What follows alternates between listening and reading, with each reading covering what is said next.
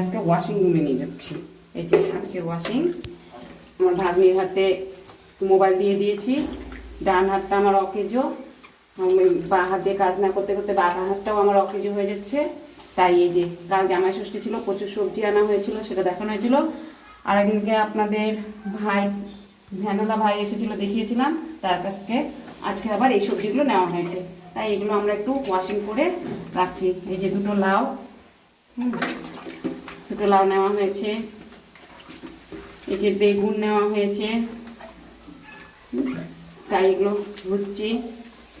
যাই হোক, একটু পরে মালিক চলে আসবে। এই যে করলা, মালিক আসলে রাগারাগি করবে, মালিক মনে হয় চলেও আসতেছে, সেই জন্য তাড়াহুড়ো করে ধুয়ে ধুয়ে দেখাচ্ছি। এই যে ফুলকপি নেওয়া হয়েছে, এই যে ফুলকপিগুলো কি ছোটো ছোটো দাম, 60 টাকা না 80 টাকা কিলো। সব সবজির মার্কেট আপনারা সকলেই জানেন, অনেক হাই ফাই। তারপরে বিয়ের মরশুম, যে হ্যাঁ এসে গেছে মনে হয় মালিক। পাট শাকে কাদা ভর্তি। এই যে পাট শাক, এই যে দেখুন, পাট শাকের বড়া যেদিন বানাবো আপনাদেরকে খাওয়াবো।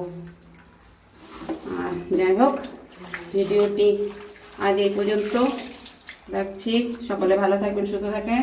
ফুলকপিগুলো বেশি নেওয়া হলে ইচ্ছা আছে একটু বিরিয়ানি করবো, সেদিন দেখাবো, আপনাদেরকেও খাওয়াবো যদি পারি।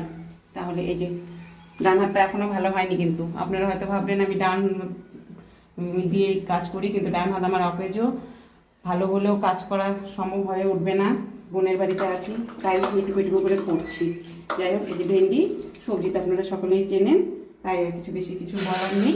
ভিডিওটি এই পর্যন্ত রাখছি। সকলে